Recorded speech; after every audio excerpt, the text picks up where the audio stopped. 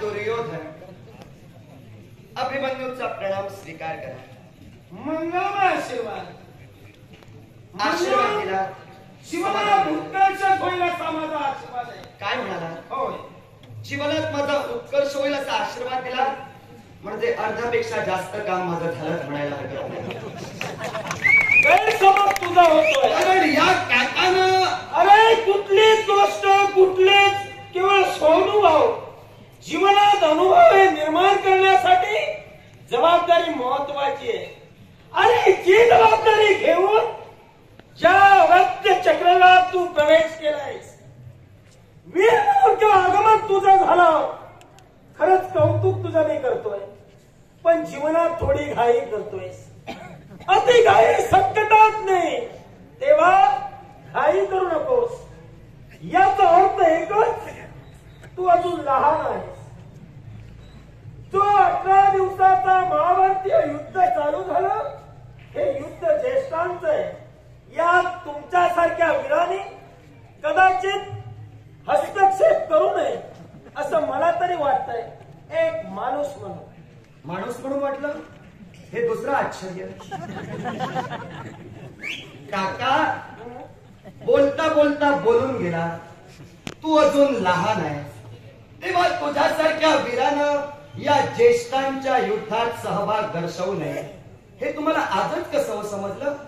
आज युद्धाचा 13वा दिवस सुरू आहे. मागच्या 12 दिवसात कधी तुम्हाला हे आठवलं नाही? तुझी माझी गंती का झाली म्हणून मी तुला कथित केलं. ती आजच झाली का? होय. होय होय कशी? होय कशी? नाही कशी ती सांग. हो, सांग. नाही कशी ती सांगितल्यानंतर होय कशी याचं स्पष्टीकरण द्या. नक्की. मग ऐका, दुर्योधन काका, ज्यावेळी समस्त तुमच्या सैन्यासह कुरुक्षेत्रात तुमचा रथ वायू वेगानं दौडत होता, त्यावेळी या अभिमन्यूनं तुम्हाला मध्येच रोखलेलं होतं. रोखून काय केलं माहितीये का? 7 बाण एकाच वेळी सोडले आणि या 7 बाणांनी तुमच्या शरीरावर असणारं संरक्षक कवच या अभिमन्यूनं भेदलं होतं. त्यावेळी तुम्ही काय केलं? तुमचं सुदैव फक्त काय ते तुम्हाला सांगून पुढे जातो. युद्ध समाप्तीचा शंखध्वनी तिथंच झाला म्हणून अभिमन्यू तिथं थांबला. न पेक्षा मृत्यूचं द्वार त्याच वेळी अभिमन्यू तुमच्या समोर उभं करणार होता. माझा मोठेपणा मी स्वतःच्या तोंडानं सांगत नाही, पण तुम्ही बोललात म्हणून तुम्हाला सांगितलं. आता तुम्ही काय म्हणालात? आजच मी तुम्हाला दिसलो इथं. ज्यावेळी तुमचं संरक्षक कवच अभिमन्यू भेदत होता त्यावेळी झोपून होता की काय? आता रणभूमीवर आलेला मनुष्य, रणभूमीवर आलेला वीर झोपण्यासाठी येतो की आपलं युद्ध कौशल्य करण्यासाठी येतो? हे न कळणे एवढा मी अक्कलकोंडा. जर का अक्कलकोंडा नाहीस तर जपून जरा शब्द टाक. कारण शब्दाचा वापर करत असताना एक मात्र जाणीव ठेव. तू काय म्हणालास? मी म्हणालो तुला की तुझी माझी गंती का झाली, पण बोलायला संधीच मिळाली नाही. आणि ती संधी आज चालून आली म्हणून मी तुला सांगतोय. काय ज्यावेळी मी जात होतो, तू बाण सोडलंच, मान्य करतोय, पण त्यावेळी ती वेळच नव्हती. कारण तुझ्या जवळ बोलायला माझ्याजवळ वेळ नव्हता. कारण माझं आक्रमण दुसऱ्या दिशेनं होतं म्हणून मला आज संधी मिळाली म्हणून तुला सांगितलं. काका, पितामह भीष्मांनी युद्धाचे नियम घालून दिले. ज्याला वाणीद्वारे युद्ध करायचे तो वाणीद्वारेही युद्ध करू शकतो. ज्यावेळी मी तुमचा मार्ग रोखिला होता त्यावेळी तुम्हाला आव्हान दिलं होतं. आव्हान दिल्याशिवाय तर मी युद्ध करणार नाही. मग बोलायला संधी नाही कसं म्हणता? आव्हान दिलंस तू काय म्हणालास? आता बाजू पलटू नकोस. कारण तुम्ही हे दोघं वायुवेगाने मी बाण सोडले. मग बाण जर तू सोडलेस तर माझ्या समोर बोललास केव्हा ते सांग. थोडक्यात गाभाच तुम्हाला कळलेला नाही. तुला गावात आत्ता करतोय कारण अनुभव तुझ्या पाठीशी आहे. मी ते पटवून देतोय. ऐका सांगतोय काका, मी काय म्हणालो? ज्यावेळी तुमचा रथ तुमच्या कर्तव्याच्या दिशेनं वायू वेगानं धावत होता त्यावेळी मध्यंतरी अभिमन्यूनं आपला रथ आणला होता. अभिमन्यूनं ज्यावेळी आपला रथ आणला त्यावेळी मी तुम्हाला थांबवलं आणि युद्धाचं आव्हान दिलं. माझ्याशी युद्ध करा आणि पुढे चला. आता जिथं हे मी तुम्हाला सांगितलं तेव्हा पण तुम्ही सांगू शकला असतास, तू माझ्या बरोबर युद्ध करू नकोस, तू अजून लहान आहेस, तेव्हा या ज्येष्ठांच्या काय म्हणाला ते युद्धात तू सहभाग दर्शवू नकोस. मग ज्येष्ठांच्या विरोधात जर आम्ही सहभाग दर्शवू नये तर माझ्या एका प्रश्नाचं उत्तर द्या. मी 16 वर्षाचा आहे, तुमचा पुत्र लक्ष्मण हा सुद्धा माझ्या वयाचाच आहे, मग त्याला कोणत्या शिखरावर तुम्ही जन्माला घातलात म्हणून त्याला युद्धात सहभागी केला? बाबाने सांगण्याचं कार्य मी केलं, ऐकणं न ऐकणं तुझं कर्तव्य आहे. तुला जे जमेल ते तू करू शकतो, कळलं का? कारण वीर म्हणून तुझ्या रणभूमीवर आलायस, तुझ्या समोर सुयोधन उभा आहे. तुला जे जमेल ते खुशाल कर, पण केल्या कर्माची फळं इतर तुला भोगायची. त्याचा विचार तुम्ही करू नका. आम्ही सत्कर्मानं चालतोय म्हणून 12 दिवस तरी आमचे आनंदाचे जात आहेत. तुम्ही तुमची कर्म काय केलं त्याचा विचार तुम्ही करा, ते आम्ही बोलणार नाही. आता तुम्ही म्हणालात दुर्योधन तुझ्या समोर उभा आहे, तुम्ही बोललात म्हणून बोलतोय. मी तुम्हाला काका म्हणूनच हाक मारली, कारण माझी मर्यादा मी आता अजूनपर्यंत तरी सोडलेली नाही. तुमची मर्यादा तुम्ही सोडून मोकळे झाला. आता ती कशी ते शब्दांशब्द पटवून देणार आणि सांगणार. माझे शब्द वाऱ्यावरचे नाही, मी जे बोलतो ते मी पटवून देतो. तेव्हा तुम्ही मग म्हणालात भेट कशी झाली नाही ते सांग, म्हणजे मी कशी झाली ते सांगेन. तो मुद्दा मी तुमच्या समोर स्पष्ट केला. आता आमच्या या कुरु कुळाला खऱ्या अर्थानं काळीमा तुम्ही लावला, हा माझा धडधडीत आरोप तुमच्यावर. ऐकूया. मला सांगा, माझी माता द्रौपदी नात्यानं तुमची कोण? एवढे दिवस तुला नातं माहीतच नव्हतं? एवढे दिवस तुला नातं माहीत नव्हतं का काका? मग तुला जर नातं माहिती आहे, तू काय म्हणाला स्पष्टीकरण करून देणार आहे, मग स्पष्टीकरणच कर, प्रश्न करू नकोस. प्रकरण आधी स्पष्ट करू की तुमची शंका आधी पुसून? तुला जे जमेल ते कर. ऐका, नातं मला माहित नाही अशातला भाग नाही. मग 16 वर्षाचा जरी मी असलो ना, हाती शस्त्र स्थित करून या रणभूमीवर आलोय, ती अक्कल गहाण ठेवून नव्हे. ते काय केलं? नातं न कळणे एवढा ती अक्कल कोणता, मी अक्कल बुद्ध नव्हे. आता मला तुम्ही सांगा, मी तुम्हाला प्रश्न काय केला? माझी माता द्रौपदी नात्यानं तुमची कोण? तुम्हाला सांगायला लाज वाटते म्हणून तुम्ही मागे राहता. आणि लाजच वाटते म्हणूनच तुला मी सांगत नाही. काही हरकत नाही. पांडवांशी नातं मी ठेवू इच्छित नाही. होय ना? पांडवांशी नातं ठेवण्यासाठी तुम्ही इच्छुक नसालही, म्हणूनच मी प्रथमतःच वाक्य बोललो. नातं या शब्दाची किंमत कवडीमोल करणारेच तुम्ही, माणुसकीला मूठमती देणारेच तुम्ही. ज्यांना नातं या शब्दाचा अर्थ कळत नाही, या विश्वात चाज्वल्य असणारी माणुसकी ज्यांना राखता येत नाही, ते हस्तिनापूरचा राजा होण्यासाठी समर्थ नाही. तेव्हा तुमची मर्यादा ओळखा आणि पाऊल टाका. आमची मर्यादा तू शिकवू नकोस. कसं काय करावं हे आम्हाला चांगलंच कळतंय. आता तुमच्याशी मला नातं जोडायचं नाही, याला कारण आहे. कारण काय? तूच म्हणाला तुम्हाला लाज वाटते का? खरंच लाज वाटते. लाज वाटते? कारण पंडू हे तुझे कोण? आजोबा. मग तुझे जर ते आजोबा होते तर ज्या पांडवांची निर्मिती झाली, पंडू राजा हे शापित होते. ज्यावेळी त्यांना केवळ स्त्रीला स्पर्श करतील त्यावेळी ते मरण पावतील, हे उद्गार सत्य होते का? सत्य होते. मग ज्या कर्दम महंतांनी दिलेला शाप आणि तो शाप केवळ सत्य ठरला, पंडू राजे मृत झाले, मग त्यावेळी पांडव होते का? मुळीच नाही. मग आम्ही तुमचा स्वीकार का करावा? मग मला सांगा, कोणती तुमचा स्वीकार आम्ही का करावा? कोणती तुमची कोण? जर का पंडू राजे असते मान्य केलं असतं, तुम्ही आमचे नातेवाईक नाही हे मी त्रिवार सांगतोय. सुयोधन काका, किंदम महामुनींचा शाप माझे आजोबा म्हणजे पंडूराजे यांना झाला. ज्यावेळी, आता वास्तविक मी बोलू नये, पण प्रकरण स्पष्ट करण्यासाठी बोलणं भाग आहे. ज्यावेळी ते आपल्या पत्नीशी रत होतील, तात्काळ ते मृत्युमुखी पडतील, ही किंदम ऋषींची शापवाणी होती. मान्य करूया, पंडूराजे वनात ज्यावेळी गेले त्यावेळी पांडव जन्माला आले, म्हणून त्यांचं अस्तित्व जर तुम्ही नाकारत असाल तर मला सांगा, कोणती आजी तुमची कोण? आमची काकी. मग काकीचे पुत्र तुमचे कोण? काकीचे पुत्र आम्हाला कोण? एक लक्षात माझा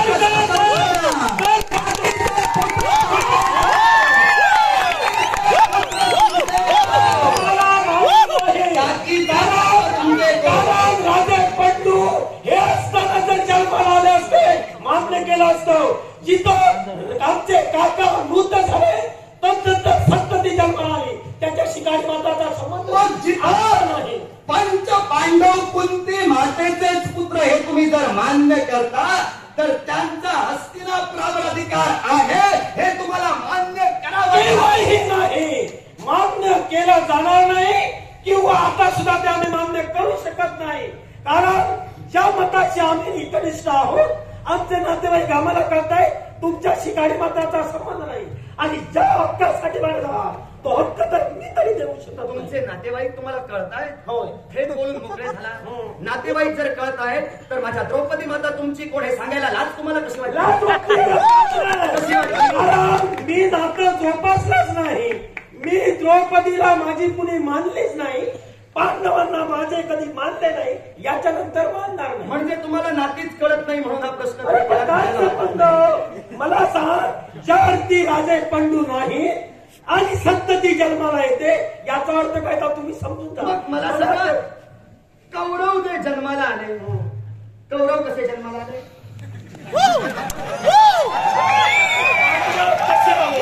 हे मी तुला सांगितलं आईच्या उदरातून जन्माला आलो. मग कौरव जर आईच्या उदरातून जन्माला आले तर पांडव सुद्धा कुंती मातेच्या उदरातूनच जन्माला आले. तुम्ही सांगाल ते खरं मी मान्य करू. मग मला सांग ते रक्त ते बीज ते केवळ जन्माला आले ते पंडुराजांमुळे आले का? मग हा प्रश्न जर तुझा होता आणि म्हणूनच या प्रश्नासाठी हे युद्ध जर तू आरंभलंस तर ज्यावेळी गोपाल कृष्ण शांतीदूत म्हणून तुमच्याकडे आला तेव्हा हा प्रश्न तिथंच स्पष्ट करून काय युद्ध थांबलं नाही? आमचं देणं घेणं देव गोपाल कृष्णाशी काहीच नाही. तुला मोठा वाटतोय तू जा त्याच्या समवेत. तुम्ही तुमच्या उड्या साऱ्या गोपाल कृष्णाच्या जीवावर याच्यानंतर सुद्धा त्याच्या जीवावर उड्या. आमच्या उड्या गोपाल कृष्णाच्या जीवावर मान्य करूया तुमच्या अकलेच्या तीव्रतेनुसार. पण तुमच्या उड्या तरी तुमच्या जीवावर कुठे आहेत? त्या शकुनी मामाच्या उड्यावर जीवावर आहेत ना? कुणी सांगितलं? मग आमच्या उड्या गोपाल कृष्णाच्या जीवावर हे तुम्हाला कोणी सांगितलं? मग मला सांग आतापर्यंत जे केवळ जीवनात आचरणात आलेला ते कुणाच्यामुळं? त्याच्याशी तुमचा काय संबंध? मग तुझा काय संबंध? मला जे योग्य वाटतं त्याप्रमाणे मी करणार आहे. आम्ही आतापर्यंत जे आचरणात आणलं गोपाल कृष्णाच्या मान्यतेनुसार त्यांची अनुमती घेऊनच गोपाल कृष्णाच्या शब्दाला मान्यता दर्शवूनच ती कृती आम्ही आचरणात आणली आणि म्हणूनच पंच पांडव एक आदर्श व्यक्तिमत्व म्हणून या जगाच्या निदर्शनास आले. पण तुम्ही नावानं सुयोधन दुर्योधन कसे झाला ते तुमचे तुम्ही बघा. आता तुमचे विचार तुमचे आचार शकुनी मामाच्या अकलेनं तुम्ही चालतायत म्हणून बिघडले की कसे काय हे मी तुम्हाला सांगणे इच्छुक नाही. तुमचा काय तो विचार तुम्ही करा. माझा विचार नाही केला ना. माझा विचार तू करू नको. तुझाच विचार कर. तुझा विचार कर. या चक्रात तू प्रवेश केलाय माग कसा जाणार आहे? तू माग जाऊ शकत नाही. इथं तुला मी ठार मारणारे नक्की. हे तुमचं झालं. पण जिथं चक्रव्यूहाच्या कड्या भेटत अभिमन्यू या चक्रव्यूहात आला ना माझा उत्साह दुप्पट आहे. माझ्या कर्तव्यावर माझ्या पराक्रमावर विश्वास आहे म्हणूनच आलो. त्यापेक्षा आलो नसतो. थेट बोलून गेला. तू तुझा विचार कर माझा विचार करू नको. तुमचा जर मी विचार केला असता तर तुमच्या घातासाठी हाती शस्त्र घेऊन इथं आधी आलोच नसतो. आता दुसरी गोष्ट मुद्दा सुरू कुठून झाला? मी तुम्हाला काय म्हटलं? नाती जर जपणारे तुम्ही तर माझी माता द्रौपदी हिचं नाव तुमची वहिनी म्हणून नातं जोडण्यास तुम्हाला लाज का वाटली ते सांगा. मला गरजच नाही. माझी ती कुणी लागत नाही. माझं काही नातं तिच्याशी नाही. त्या मतावर मी कुणीच लागत नाही. माझी कोणी नाही. मी तिला मानत नाही. नाही तुम्हाला पांडवांना मानत. फक्त माझे अधिकार मला परिपूर्ण करायचे. हस्तिनापूरचा भावी युवराज सध्याचा युवराज पुढचा राजा होणारा नात्यांना हस्तिनापुराचा युवराज नातं या शब्दाची किंमत कवडीमोल करून ठेवतो. म्हणूनच मी आता थेट तुम्हाला सांगतोय अरे तुम्ही हस्तिनापुराच्या राजगदीवर राजा म्हणून बसण्यास सक्षम नाही. नातं या शब्दाचा अर्थ आधी शिका आणि नंतर राज्याच्या हव्यासाठी किती जरी कोकळून सांगितलं नातं नातं नातं तरी मी माझ्या मतावर ठाम आहे. मला नातं तुमच्याशी जोडायचं. दुष्टबुद्धीचा असू दे नीट असू दे त्याच्याशी तुझा देणं केलं नाही. मला जे करायचे ते मी करणार. आतापर्यंतचा माझा सगळा अट्टहास तुमच्या एका शब्दातच तुम्ही स्पष्ट केला. आता मला कोकलायची खरंच गरज नाही. कारण मी पहिल्यापासूनच स्पष्ट करून देऊ इच्छित होतो, कौरव नीचच आहे. आता तुमच्या तोंडाला सांगितलं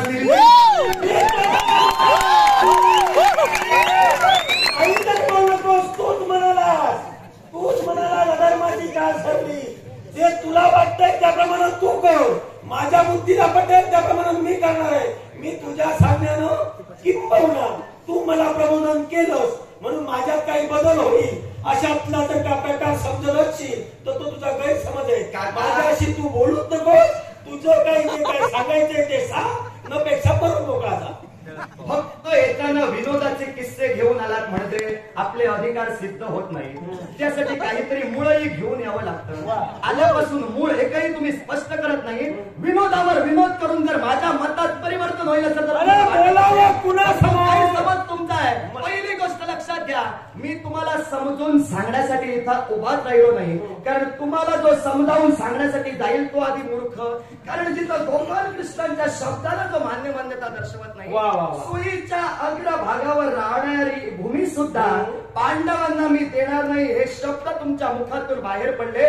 ज्याच्या जे अधिकाराचं आहे त्याला त्यामुळे ही तुम्हाला जर अक्कल नाही तर तुम्हाला समजुतीचं पाणी प्राशन करणारा मूर्ख. ठीक आहे, तुम्हाला समजावायला गेलो. माझी अक्कल तू सांगतोयस. आता तूच म्हणतोयस देव गोपाल कृष्णाची आज्ञा झिडकारून या सुयोधनानं लावली. मग मला एक सांग, तू मगापासून जे काही कर्तव्य परिपूर्ण करतोय, पांडित्य सांगतोय, हा शतमूर्खपणा तुला आता कसा सुचला? शतमूर्खपणा याच्या अगोदर तुला का कळलं नाही? काय मूर्खपणा? कारण ज्याला श्रीकृष्णाचा शब्द मानला नाही तिथं माझं तरी कसं ऐकलं हे तुला का कळलं नाही? काका नको, मी प्रथमताच म्हणालो, तुम्ही तुमची मर्यादा सोडून तुम्हाला जिथं जायचंय तिथं भरकटत चला. मी माझी मर्यादा सोडणार नाही. सांगण्याची गरज नाही. मर्यादा प्रत्येकाची प्रत्येकाला कळते. तू सांगितलं म्हणून तुझी मर्यादा शिल्लक राहील अशातला भाग नाही. काका, काय संस्कार संपन्नतेचं जीवन मी जगतोय. वा, माझ्या वडिलांनी माझ्यावर जे संस्कार केलेत ना ते माझ्याकडून माझ्या वडिलांच्या प्रतिमेला आणि माझ्या प्रतिमेला गालबोट लागणार नाही याची दक्षता घेऊनच मी तरी तसा वागेल. आणि म्हणूनच काका तो काका, नातं ज्याला कळतं तो नातं जपणार. आता नातं ज्याला कळत नाही ते तो पायदळी तुडवणार. मगापासून तू सांगतोय संस्कार झाले. मग आल्यापासून तू किती वेळा अक्कल माझी सांगितलीस? काका, तुमची अक्कल मी पुष्कळ वेळा सांगितली, पण मी जेवढ्या वेळा असेच संस्कार मी ऐका काय म्हणालो, मी जे बोलतो ते पटवून देतो. तुमची अक्कल काय आहे हे पुष्कळ वेळा मी सांगितलं. खरं ते खरं, सांगितलं ते सांगितलं. पण तुमची अक्कल स्पष्ट करण्यासाठीच मी उभा राहिलो. कारण हस्तिनापूरचे राजे होण्यास तुम्ही सक्षम नाहीत हे माझं विधान मला सिद्ध करून दाखवायचं होतं. पण त्याआधी तुम्हीच म्हणालात मी निर्लज्ज आहे, त्यामुळे मला स्पष्ट करण्याची गरजच पडली नाही. तुमची लायकी तुम्हीच उतरवून ठेवला. मी निर्लज्ज तुम्ही म्हणा किंवा नीच म्हणा याच्याशी मला तुम्हीच म्हणालात. हा, मी काकाच म्हणालो. तुला काय म्हणायचंय ते म्हणून मला फरक पडणार नाही. कशाचाच कसं हो तुम्हाला फरक पडत आणि फरक जर तुम्हाला पडत नाही तर राजा म्हणून धावण्याचा फक्त तुम्हाला फरक पडतो. ते राजा झाल्यानंतर पाहिजे. काय बोलता? त्याचा तुम्हाला आनंद होतोय हो, पण हस्तिनापूरची प्रजा फक्त तात्पुरतीच हसते. काय राजा पुढे जर राजा झाला तर आमचं काय करेल ही भीती त्यांच्या मनात आहे. विनोदाचे फक्त किस्से ते सांगतात ते विनोदाचे, म्हणूनच हा सगळा. मला सांग, तुम्ही तरी त्या योग्यतेचे किती आहात? अरे आम्हाला आधार नाही, आम्ही त्या योग्यतेचे नाही. मग समजा पांडवांचा विजय जर झाला तर धर्मदादांना राज्याभिषेक होईल. अगदी. अरे झुगारी तो, जो जुगाड खेळतो तो हस्तिनापूर मिळाल्यानंतर बायको जर लावू शकतो तर हस्तिनापूर सुद्धा लावू शकतो. मला सांगा, या विश्वात जेवढे राजा झाले त्या राजांपैकी आमचे काका धर्म हे एकटेच जुगारी आहेत का? ते तू शोध. तुझं आहे ते मी सांगितलं, इतरांची देणं घेणं नाही. इतरांशी कसं तुझं काय घेणं नाही? ज्यांच्याशी देणं घेणं. तू आता आमचं म्हणालास तुम्ही राजा होण्यास पात्र मी नाही. तेच तुम्ही म्हणतोय. तर योग्यतेचे काय आहात? जरूर आहोत, कारण माणूस की काय आहे हे आम्हा होय, पांडवांना होय, कळतंय माणुसकी म्हटलं. तुमच्याकडे. स्पष्ट करून देणार, काहीतरी बोलणार नाही. स्पष्ट करून देणार आणि पुढे जाणार. मला सांगा, काय? ज्यावेळी पांडव अज्ञातवासात होते त्यावेळी तुम्ही काय केला? आता मागचं थोडं सांगतोच तुम्हाला. नाही बोलत थोडस. ऐका, पांडव ज्यावेळी अज्ञातवासात होते त्यावेळी तुम्ही समस्त कौरव पांडवांच्या नाशासाठी सारं सैन्य तुम्ही खऱ्या अर्थानं गोळा केला आणि पांडवांच्या नाशासाठी गेला. वाटेत तुम्हाला काय दिसलं?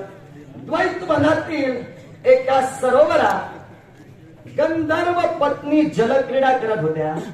त्या गंधर्व पत्नीवर तुम्ही भाळलात. गोष्ट मान्य तुम्हाला? गोष्ट मान्य का? मी गोष्टी ऐकायला आलेलोच नाही. तुझं स्पष्टीकरण पूर्ण कर, त्यानंतर मी बोले. सुयोधन काका, गंधर्व पत्नीवर तुम्ही भाळलात.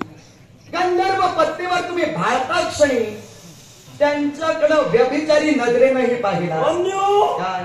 अरे तो माणूस म्हणून जन्माला आलाय ते सौंदर्य मिळाल्यानंतर नक्कीच भाळणार आहे आणि ते गुण माझ्यात आहेत. त्यामुळे तू असं समजू नकोस. मी मान्य करतोय जे गुण माझ्यात आहेत ते तू बोलायला लाव. म्हणूनच मी सांगतोय तुम्ही हस्तिनापूरचे राजे होण्यास सक्षम नाही तेवढं फक्त अरे मान्य पण करा. काय? काही सांगत नाही. तुम्ही सुद्धा विवाह केला, तुझ्या पूर्वजांनी विवाह केले, 1 आणि 2 केले. असे तुमच्यासारखे गुण उधळले? नाही नाही नाही, तुम्ही म्हणजे सभ्य. हो, तुम्ही म्हणजे सभ्य. सभ्य. सभ्य पांडव म्हणजे सभ्य. हे किस्सा. असा एक मग? प्रसंग सांग ज्या प्रसंगात पांडवांनी व्यभिचार केला पण कौरवांनी व्यभिचार केल्याच्या प्रसंगाचा पाढा जर वाचला ना, मी 16 वर्षाचा पोर जरी असलो तरी उघडा करून पाठवेन. नाही नाही, तू उघडं करशील. अरे मला उघडं करण्यापेक्षा तुला आता मी उघडं करतोय. इकडं मी तुम्हाला मला सांग. केलं कवच कुंडल. मला सांग, ज्यावेळी पंडुराजे गेले त्यानंतर पांडव त्या वनात होते, त्यांना या हस्तिनापुरात आणलं कुणी? पांडवांना हस्तिनापुरात आणलं विदुर काका, पितामह भीष्म, द्रोणाचार्य, ज्येष्ठ व्यक्तींनी. आता त्यात तुम्ही होता हे मान्य करतो. आता तू हे तुमच्यात असताना होती आणण्याची. तू हे समजू नकोस, कारण माझ्या पितृदेवतेनं सुद्धा पुढाकार घेतला आणि म्हणूनच पांडव या हस्तिनापुरात आले. पुढाकार अरे, लाज वाटायला लागली मला. तुमच्या पितृदेवतेनं आपल्या पुत्रांपेक्षा पांडव सवाई ठरतात हे जेव्हा जाणलं तेव्हा लाक्षागृहाची निर्मिती करून पांडवांना जाळण्याचा प्रयत्न केला. हे मी कसं विसरू? आम्ही लाक्षागृहाची निर्मिती केली. होय ना? आता तूच म्हणाला संस्कार. अरे संस्कार हे प्रत्येकाला लहानपणी करायचे असतात. लहानपणी झालेले आघात माणूस जीवनात कधीच विसरत नसतो. मग तुझ्या भीमसेन काकानी आम्हाला वृक्ष हलवून एका फळाप्रमाणे नदीत ज्यावेळी टाकलं तो वृक्ष आलो. मग त्यावेळी त्यानं आमच्या किंवा काळजावर घातलेले घाव अजूनही बोचतायत आणि म्हणूनच त्यावेळेचा राग अजूनही माझ्या मनात आहे आणि म्हणून आम्ही अशा तऱ्हेनं वागतोय. म्हणजे याच्या नंतर सुद्धा वागणार. त्यामुळे लाक्षागृह म्हणू नको. लाक्षागृहाची निर्मिती करण्यापूर्वी तुझ्या भीमसेन काकाने आम्हाला मारलं. म्हणजे थोडक्यात बालपणापासूनच कौरवांपेक्षा पांडव खऱ्या अर्थानं पराक्रमात सरस आहेत आणि म्हणूनच कौरवांपेक्षा पांडव हस्तिनापूर सांभाळण्यास सक्षम आहे. तेव्हा तुम्ही पुढे पुढे सरस आहात हे शोधू नकोस. जगाला काहीतरी सांगू नको. मला एक सांग, मग त्यावेळी जर का बंधुप्रेम त्यांच्या मनात होतं तर मग ते का प्रेमाने वाढलं नाही? बंधुप्रेम त्यांच्या मनात. म्हणजे तुम्ही कराल तो धर्म, कौरव करतील तो धर्म. अरे काय सिद्ध धर्म? करून दाखवतोय ऐका. तू काय सिद्ध करणार आहेस? माझ्यापर्यंत तुम्ही काय सिद्ध करून तू दाखवणार? काहीच करू शकत नाहीस. सुयोधन काका, काय पुन्हा एकदा तुम्हाला सांगतो, पुन्हा सांग नाही तर 1000 वेळा सांग. माझ्यात बदल होणार नाही. हेच म्हणतोय, तुम्ही सुधारणार नाही. मग सुधारणार जर नाही तर मूर्खपणा का करतोय बोलू? मग हे सुद्धा तुम्ही मान्य करता, मी काय बोलतो ते तुम्हाला कळत नाही. पण सांगतोय का, हे वास्तविक 16 वर्षाच्या पोरानं तुम्हाला सांगू नये. पण 16 वर्षाचा पोर समजूतदार पद्धतीने आपलं संभाषण करतोय, तर हा काका काय बोलतोय त्याचा नेमच लागत नाही. अरे याला सुद्धा कारण आहे. कारण पांडवांना आम्ही आमचे दुश्मनच मानिले, याच्यानंतर सुद्धा मानणार आणि जसं जसं जमेल तसं तसं एका एकाला मारणार. पांडवांना तुम्ही दुश्मन माना, पांडवांशी सौख्यत्व साधा असं मी सांगितलेलं नाही. गरजच नाही. मी फक्त काय म्हणालो, मुळापासूनच कौरव धर्माचे आणि पांडव धर्माचे नातं या आम्हाला वृक्षावरून टाकलं, राजा होण्यास सक्षम नाही. आम्हाला वृक्षावरून टाकलं, हा धर्म कुठला? आता स्पष्ट करून सांगेन, ऐका. माझं वक्तव्य पूर्ण झाल्याशिवाय आता बोलू नका. ऐका, सुयोधन काका, आमचे काका भीमसेन, ज्यावेळी तुम्ही खेळ खेळत होता बालपणी, त्यावेळी तुम्ही कौरव वृक्षावर वगैरे चढत होता, त्यावेळी आमचे काका भीमसेन वृक्ष गदा गदा हलवत होते आपल्या शक्ती सामर्थ्यानं, आणि झाडावरचं फळ जसं खाली पडावं तसे तुमचे एक एक बंधू खाली पडत होते.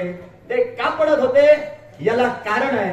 कारण त्यांनाही ज्ञात होतं आपल्यापेक्षा सवाई वीर तो वृक्ष हलवतोय, त्याचे पराक्रम त्यांना ज्ञात होते. आता ऐका, मी काय बोलतोय ते ऐका. सुयोधन काका, जर आमचे काका वृक्ष हलवून तुम्हाला त्रास देत होते म्हणून ते काका जर अधर्मानं वागत होते असं जर तुम्ही म्हणता, तर त्याच बालवयातच त्याच भीमसेन काकांना लाडवातून विष घातला. तो कसा काय धर्म तुमचा? मारायला. मारायला ना? मग तुम्ही जर त्यांना मारायला केलं तर माझे काका भीमसेन यांनी तुम्हाला मारायला वृक्ष हलवला. कुठं चुकला? चुकलं आमचं. होय ना? होय. संपला विषय. चालू राहणार आहे. तुझं बोलणं झालं की संपलं. जिथपर्यंत तुमची बुद्धिमत्ता आहे तिथपर्यंत बोला, कसाच मागे जाणार नाही.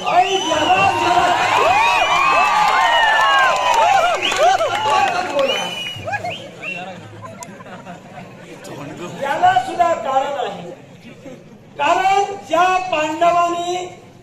पांडवांना या हस्तिनापुरात आणलं, जिथं ही संतती आम्हाला मान्यच नाही आणि हा द्वेष आमच्या मनात असल्या कारणानं आता ज्येष्ठांना प्रतिकार करण्यापेक्षा युक्तिवाद करून यांना संपवावं. कारण जर ते पांडुराजांचे असते तर आम्ही मान्य केलं असतं. ही संतती आम्हाला मान्य नाही आणि म्हणून आम्ही केलं. झालं? सुयोधन काका, संतती मान्य नाही, संतती मान्य नाही, एकच मुद्दा तुम्ही पुन्हा पुन्हा मला सांगता. पण पांडवांचा अधिकार हस्तिनापुरावर आहे हे तुम्हाला मान्य करावंच लागेल. तो तुमच्या मनाचा प्रश्न झाला. पण पांडवांचा अधिकार हस्तिनापुरावर आहे. आता तो जर तुम्ही मान्य करत नाहीत म्हणूनच हे युद्ध कायम सतेज राहीलच म्हटलं. पांडव आतापर्यंत लढत होते ते तुमच्यावर श्रेष्ठत्व गाजविण्यासाठी नाही. पांडव लढत होते आपल्या हक्कासाठी, न्यायासाठी. आता कौरव कशाला लढतायत त्यांच्या बरोबर ते तुमचं तुम्हाला माहिती. हक्काचे आम्ही आहोत. जिथं आम्ही संतती मान्यच केली नाही, राजा पंडू यांची जर संतती असते तर आम्ही कुशाल राज्य दिलं असतं. तुम्ही आम्हाला मान्य नाही हे त्रिवार. मग आता मला सांगा, पांडव ही हस्तिनापुराची संतती नाही हे फक्त कौरवांनीच मान्य केलं. पण कुरुकुळाचा मुख्य पुरुष म्हणजे भीष्माचार्य यांनी जर अमान्य केलं असतं तर मी हे मान्य केलं असतं. त्यांनी मान्य केली, अर्थात तुम्हाला मान्य करावीच लागेल. ते कदाचित तुमचे हितचिंतक असतील. मग तुमच्या बाजूने का लढताय? याला कारणाचे याला सुद्धा कारण आहे. आमच्या खाल्ल्या अन्नाला ते जागतंय आणि त्यांनी जर का पराक्रम केले असते तर तुम्ही पांडव मेला असता. पण ते तुमच्या बाजूने मनानं होते म्हणून आतापर्यंत पांडव मेले नाही. हे तुम्हाला त्यांनी कधी सांगितलं होतं? त्यांनी सांगायची गरज नाही. परिस्थिती म्हणजे तुमच्या मनाला वाटेल ते तुम्ही ठरवून मोकळे होता. सरळ कसं आहे? काय काय चुकीचं आहे? तुला वाटेल त्याप्रमाणे तू करतोय, आम्हाला वाटणार त्याप्रमाणे आम्ही करणार. सुयोधन काका,